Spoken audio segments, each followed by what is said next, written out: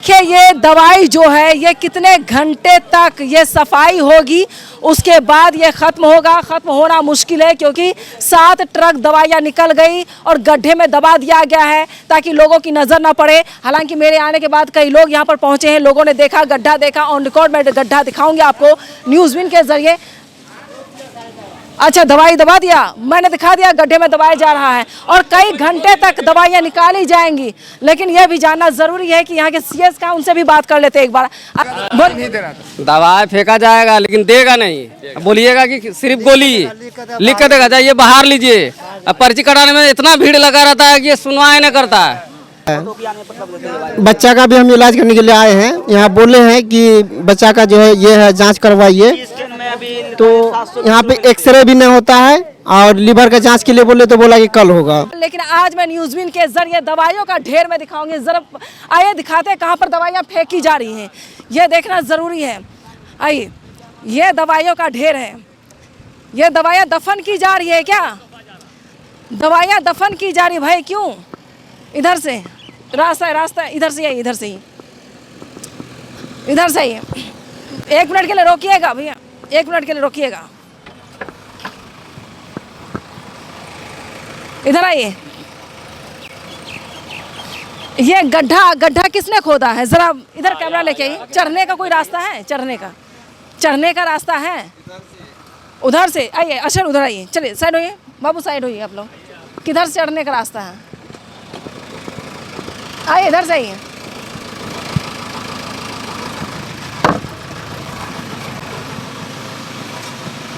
बस हो गया। कितने बजे से दवाई? गड्ढा पहले किसने खोदा? गड्ढा कहा मुंशी खोदने को? गड्ढा पहले से खोदा गया? नहीं, खोदा नहीं गया, खोदे हैं। मेरा स्टाफ से आप बात नहीं कीजिए। अरे भैया काम आपका हो रहा है। स्टाफ से बात मत कीजिए आप। हम चलिए, मना किया गया, सुबह से आप भर रहे हैं। चलिए कोई बात नहीं, आपके स्टाफ से नहीं। ठीक है, इनके स्टाफ से मना किया जा रहा है कि मैं बात नहीं कर सकती हूँ। कोई बात नहीं, चलिए स्टाफ से बात नहीं करते हैं। नहीं डिस्टर्ब नहीं कर रहे हैं। देख रहे हैं दवाइयाँ कहाँ पर आप लोग दाब रहे हैं। नहीं, कल मुझसे सवाल नहीं पूछिए, मैं सवाल पूछने के लिए आई हूँ। मैं बिल्कुल सवाल पूछूंगी, क्यों आग लगी है, किसने आग लगाई है? आपका स्टाफ काम करेगा, मैं पूछूंगी ना कब से। मैं सबसे पूछूंगी, आपके सीएस से भी पूछूंगी, सबसे मैं पूछूंगी। गड्ढा कितने बजे खुदाई हुई? गड्ढा खुदाई नहीं, जबान नहीं, बहस मत कीजिए। अरे नहीं, बहस भाई, बहस नहीं, मैं दिखा रही हूँ। बहस नहीं कीजिए। नहीं, कोई बात नहीं, हमें पूछना है, मेरी जिम्मेदारी है। मैं प्रशासन से भी पूछूंगी, चले रिकॉर्ड ही रखिए। चले, कोई बहस मत। अरे भैया बहस मत कीजिए, चले साइड होइए आप लोग। मैं दिखा रही हूँ दवाइयाँ, बिल्कुल करेंगे। आइए गड्ढा खोद दवाइयाँ दवाई जा रही है। आइए इधर दिखाइए, आइए इधर। ये देखिए, ये गड्ढा देखिए कितना फीट नीचे गड्ढा खोदा गया है। आइए इधर, बिल्कुल।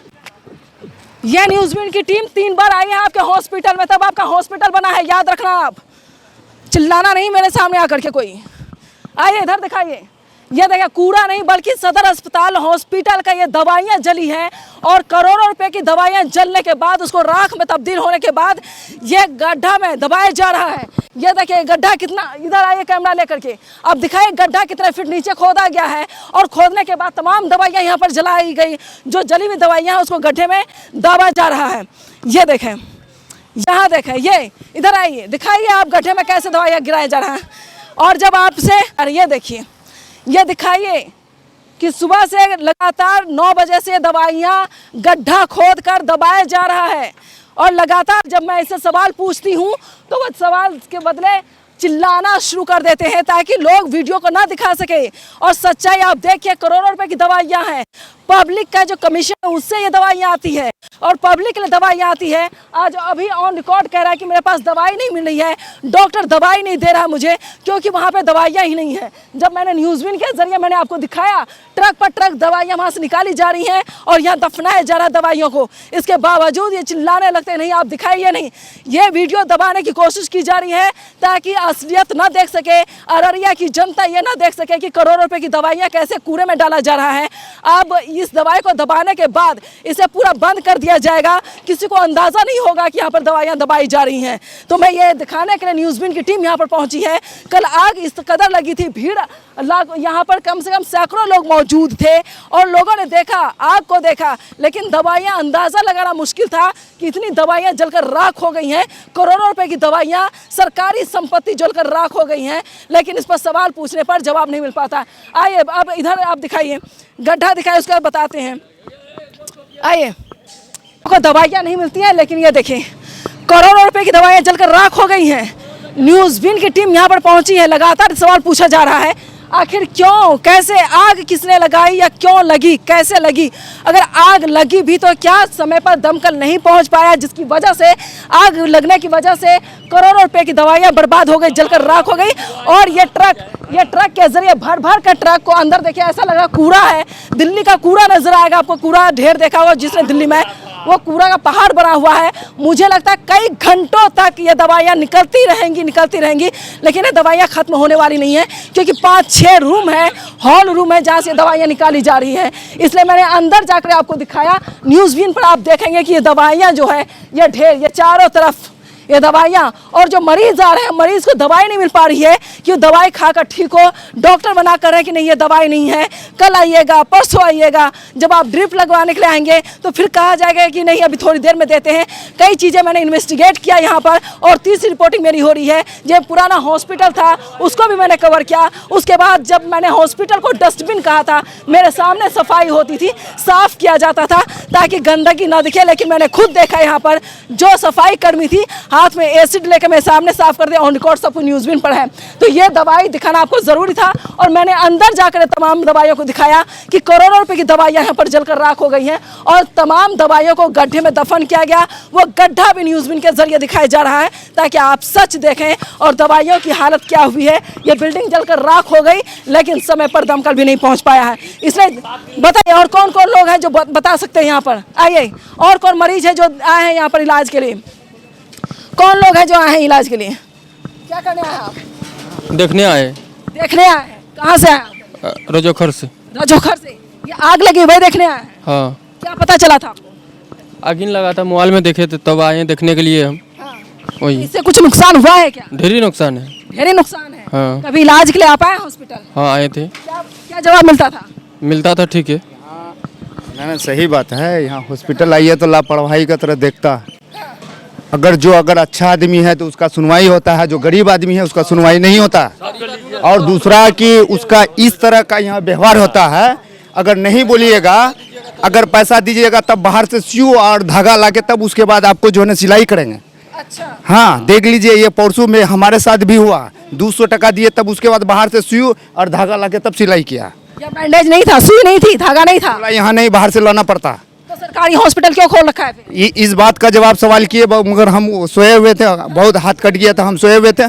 और ये उठने का बाद तब उसके बाद फिर भी लेटा के आधा घंटा 1 घंटा हमको रखा। दूसरा पेशेंट देखने के बाद जब हम हल्ला किए तब उसके बाद आया देखने के लिए। तब आपकी ड्रेसिंग हुई? जी। देखिए ये ऑन रिकॉर्ड हो रहा है, ये ऑन रिकॉर्ड मैं बता रही हूँ। आप क्यों आए थे? हम तो अभी अबे किए हैं। अभी अबे किए हैं? क्या करने आए? इलाज के लिए? नहीं, देखने के लिए जला दो। जला है? हाँ। जलने से नुकसान हुआ है? वो भले पुश्तांगे नुकसान हुआ है। बहुत नुकसान। हाँ, ढेरी जला दो, जलने में हम लोग तो औरत आने से। महिलाएं यहाँ पर देखने के लिए आई, और कौन लोग हैं इलाज के लिए यहाँ पर आए हुए थे? आइए, कौन है? इधर आइए, इधर आइए, इधर आइए। आइए, जो लोग बोल सकते हैं यहाँ पर बोले। सीएस कहाँ मिलेंगे जरा ये बताया मुझे। सीएस कहाँ पर मिलेंगे? वो लोग कहाँ गए? कहाँ सीएस कहाँ मिलेंगे? आइए दिखाइए, ये देखना जरूरी है कि कितने घंटे तक दवाइयाँ ट्रक फेंकी जा रही हैं। दवाई फेंका जाएगा लेकिन देगा नहीं। बोलिएगा कि सिर्फ गोली लिख कर देगा, जाइए बाहर लीजिए। अब पर्ची कटाने में इतना भीड़ लगा रहता है कि ये सुनवाई नहीं करता है। यहाँ लीजिए, वहाँ लीजिए, दवाई दिए तो एक तो खाली गोली देगा, बस हो गया। न सुई न कुछ नहीं मिलता। 5 रुपये लेता है एक पर्ची का। एक पर्ची काटने का 5 रुपये ले लेता है। और दवाई के लिए जाइए, यहाँ जाइए, वहाँ जाइए, खाली एक तो गोली दे दिया, बस हो गया, जाइए, हो गया। हाँ हो गया, बुखार भी वही है, कफ सिरप भी वही है। अगर मोबाइल नहीं रहेगा तो पर्ची नहीं मिलेगा।